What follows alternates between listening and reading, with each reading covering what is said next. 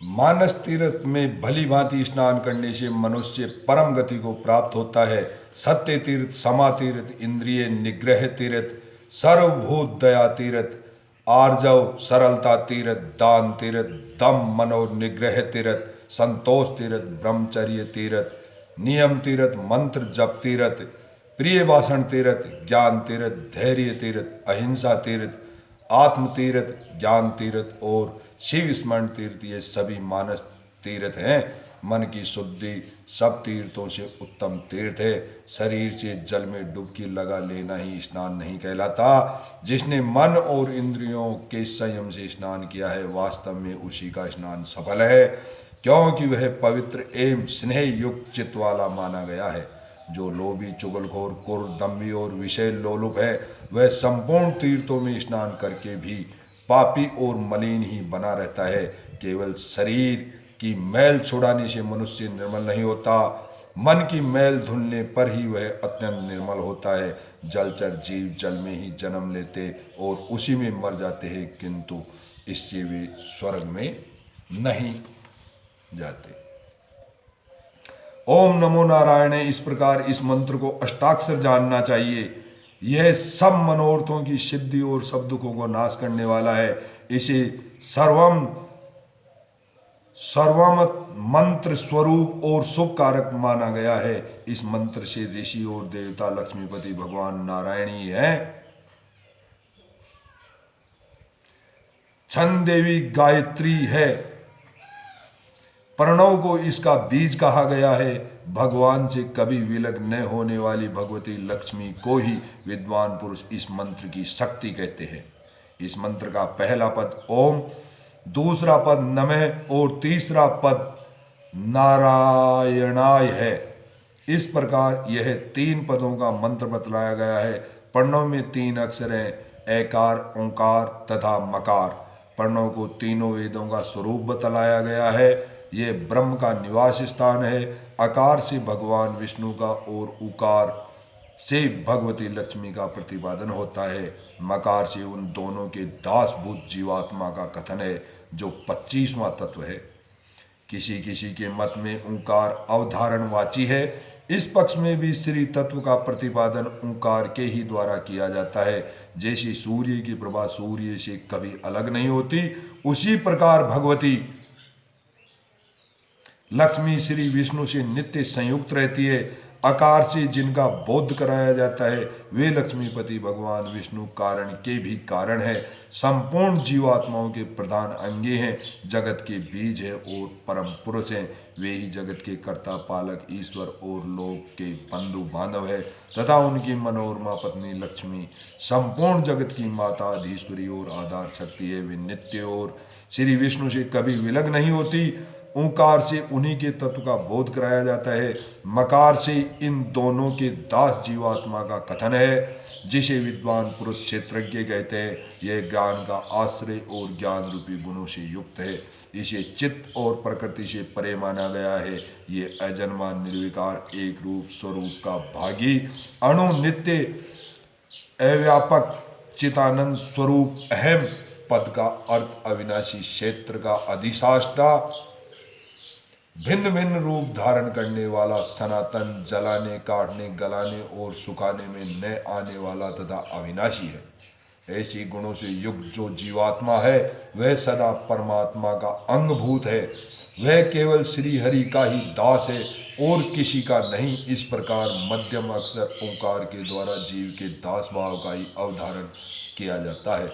इस तरह प्रणव का अर्थ जानना चाहिए। प्रणव का अर्थ स्पष्ट हो जाने पर शेष मंत्र के द्वारा परमात्मा के दासभूत जीव की परतंत्रता ही सिद्ध होती है। वह कभी स्वतंत्र नहीं होता। अतः अपनी स्वतंत्रता के महान अहंकार को मन से दूर कर देना चाहिए। अहंकार बुद्धि से जो कर्म किया जाता है, उसका भी निषेध है। मनस, मन शब्द में जो मकार है, वह अहंकार का वाचक है और नकार उसका निषेध करने वाला है। अतः मन से ही जीव के लिए अहंकार त्याग की प्रेरणा मिलती है। अहंकार से युक्त मनुष्य को तनिक भी सुख नहीं मिलता। जिसका चित्त अहंकार से मोहित है वह घोर अंधकार से पूर्ण नरक में गिरता है। इसलिए मन के द्वारा क्षेत्रज्ञ की स्वतंत्रता का निषेध किया गया है। वह भगवान के अधीन है, भगवान के अधीन ही उसका जीवन है। अतः चेतन जीवात्मा किसी साधन का स्वतंत्र करता नहीं है। ईश्वर के संकल्प से ही संपूर्ण चराचर जगत अपने अपने व्यापार में लगा है। अतः जीव अपने सामर्थ्य पर निर्भर रहना छोड़ दे। ईश्वर के सामर्थ्य से उसके लिए कुछ भी अलभ्य नहीं है। अपना सारा भार भगवान लक्ष्मीपति को सौंप कर उनकी आराधना के ही कर्म करे। श्री हरि परमात्मा है, मैं सदा उनका दास बना रहा हूँ। इस बात से स्वेच्छापूर्वक अपने आत्मा को ईश्वर की सेवा में लगाना चाहिए। इस प्रकार मन के द्वारा अहंता ममता का त्याग करना उचित है। देह में जो अहम बुद्धि होती है वही संसार बंधन का मूल कारण है, वही कर्मों के बंधन में डालती है। अतः विद्वान पुरुष अहंकार को त्याग दे। नारायण शब्द की व्याख्या करता हूं। उसमें नर अर्थात जीवों के समुदाय को नार कहते हैं। उन नार शब्द वाच्य जीव के अयन गति अर्थात आश्रय परम पुरुष श्री विष्णु है। अतः वे नारायण कहलाते हैं। अथवा नार यानी जीव उन भगवान के अयन निवास स्थान है, इसलिए भी उन्हें नारायण कहा जाता है। जड़ चेतन रूप जितना भी जगत देखा या सुना जाता है उसको पूर्ण रूप से व्याप्त करके भगवान नित्य विराजमान है, इसलिए उनका नाम नारायण है। जो कल्प के अंत में संपूर्ण जगत को अपना ग्रास बनाकर अपने ही भीतर धारण करते हैं और सृष्टि के आरंभ काल में पुनः सबकी सृष्टि करते हैं, वे भगवान नारायण कहे गए हैं। संपूर्ण चराचर जगत नार कहलाता है उसको जिसका संग नित्य प्राप्त है अथवा उसे जिनके द्वारा उत्तम गति प्राप्त होती है उन्हें नारायण कहते हैं।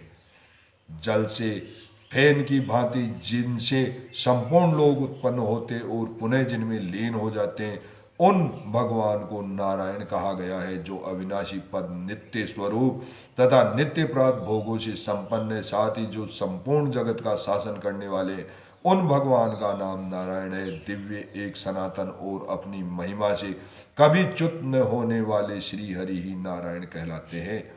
दृष्टा और दृश्य, श्रोता और श्रोत्रव्य, स्पर्श करने वाला और स्पर्श से ज्ञाता और ध्येय, वक्ता और वाच्य तथा ज्ञाता और ज्ञेय, जो कुछ भी जड़ चेतन में जगत है वह सब लक्ष्मीपति श्री हरि है, जिन्हें नारायण कहा गया है। वे सहस्त्रों मस्तक वाले अंतर्यामी पुरुष, सहस्त्रों नेत्रों से युक्त तथा सहस्त्रों चरणों वाले हैं।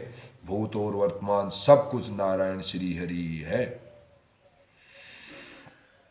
अन्न से जिसकी उत्पत्ति होती है उस प्राणी समुदाय तथा अमृतत्व मोक्ष के भी स्वामी वे ही है।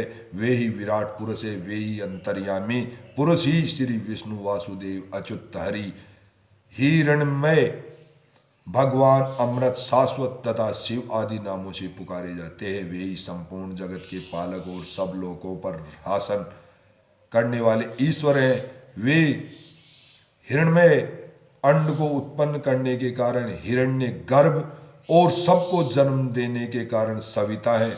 उनकी महिमा का अंत नहीं है, इसलिए वे अनंत कहलाते हैं। वे महान ऐश्वर्य से संपन्न होने के कारण महेश्वर है। उन्हीं का नाम भगवान और पुरुष है। वासुदेव शब्द बिना किसी उपाधि के सर्वात्मा का बोधक है। उन्हीं को ईश्वर भगवान विष्णु परमात्मा संसार के स्वर्ग चराचर प्राणियों के एकमात्र शासक और यतियों की परम गति कहते हैं, जिन्हें वेद के आदि में स्वर कहा गया है, जो वेदांत में भी प्रतिष्ठित हैं तथा जो प्रकृति लीन पुरुष से भी परे है, वे ही महेश्वर कहलाते हैं। प्रवण का जो आकार है वह श्री विष्णु ही है, और जो विष्णु है वे ही नारायण हरि है। उन्हीं को नित्य पुरुष परमात्मा और महेश्वर कहते हैं। मुनियों ने उन्हें ईश्वर नाम दिया है, इसलिए भगवान वासुदेव में उपाधि शून्य ईश्वर शब्द की प्रतिष्ठा है। सनातन वेदवादियों ने उन्हें आत्मेश्वर कहा है, इसलिए वासुदेव में महेश्वर तत्व की भी प्रतिष्ठा है। वे त्रिपाद विभूति तथा लीला के भी अधीश्वर है। जो श्री भू तथा लीला देवी के स्वामी है उन्हीं को अच्युत कहा गया है, इसलिए वासुदेव में सर्वेश्वर शब्द की भी प्रतिष्ठा है। जो यज्ञ के ईश्वर, यज्ञ स्वरूप, यज्ञ के भोक्ता, यज्ञ करने वाले, विभु, यज्ञ रक्षक और यज्ञ पुरुष है, वे भगवान ही परमेश्वर कहलाते हैं। वे ही यज्ञ के अधीश्वर होकर समस्त हव्य कवियों का भोग लगाते हैं। वे ही इस लोक में अविनाशी श्री हरि एवं ईश्वर कहलाते हैं। उनके निकट आने से समस्त राक्षस, असुर और भूत तत्काल भाग जाते हैं। जो विराट रूप धारण करके अपनी विभूति से तीनों लोकों को तृप्त करते हैं, वे पाप को हरने वाले श्री जनार्दन ही महेश्वर है। जब पुरुष रूपी हवि के द्वारा देवताओं ने यज्ञ किया, तब उस यज्ञ के नीचे ऊपर दोनों ओर दांत रखने वाले जीव उत्पन्न हुए। सबको होमने वाले उस यज्ञ से ही ऋग्वेद और सामवेद की उत्पत्ति हुई। उसी से घोड़े, गौ और पुरुष आदि उत्पन्न हुए। उस सर्व यज्ञ में पुरुष श्री हरि के शरीर से स्थावर जघम रूप समस्त जगत की उत्पत्ति हुई। उनके मुख, बाहु, उरु और चरणों से क्रम से ब्राह्मण आदि वर्ण उत्पन्न हुए। भगवान के पैरों से पृथ्वी और मस्तक से आकाश का प्रादुर्भाव हुआ। उनके मन से चंद्रमा, नेत्रों से सूर्य, मुख से अग्नि, सिर से धूलोक, प्राण से सदा चलने वाले वायु, नाभि से आकाश तथा संपूर्ण चराचर जगत की उत्पत्ति हुई। सब कुछ श्री विष्णु ही प्रकट से ही प्रकट हुआ है, इसलिए वे सर्वव्यापी नारायण सर्वमय कहलाते हैं। इस प्रकार संपूर्ण जगत की सृष्टि करके श्री हरि पुनः उसका संहार करते हैं। ठीक उसी तरह जैसे मकड़ी अपने से प्रकट हुए तंतुओं को पुनः अपने में ही लीन कर लेती है। ब्रह्मा, इंद्र, रुद्र, वरुण और यम सभी देवताओं को अपने वश में करके उनका संहार करते हैं। इसलिए भगवान को हरि कहा जाता है। जब सारा जगत प्रलय के समय एकार्णव में निमग्न हो जाता है, उस समय वे सनातन पुरुष श्री हरि संसार को अपने उदर में स्थापित करके स्वयं मायामय वटवृक्ष के पत्र पर शयन करते हैं। कल्प के आरंभ में एकमात्र सर्वव्यापी एवं अविनाशी भगवान नारायण ही थे। उस समय न ब्रह्मा थे, न रुद्र, न देवता थे, न महर्षि। ये पृथ्वी, आकाश, चंद्रमा, सूर्य, नक्षत्र, लोक तथा महतत्व से आवर्त ब्रह्मांड भी नहीं थे। श्री हरि ने समस्त जगत का संहार करके सृष्टि काल में पुनः उसकी सृष्टि की, इसलिए उन्हें नारायण कहा जाता है। पार्वती नारायणाय इस चतुर्दिन पद से जीव के दास भाव का प्रतिपादन होता है। ब्रह्मा आदि संपूर्ण जगत भगवान का दास ही है। पहले इस अर्थ को समझकर पीछे मंत्र का प्रयोग करना चाहिए। मंत्रार्थ को न जानने से सिद्धि नहीं प्राप्त होती। सिया राम।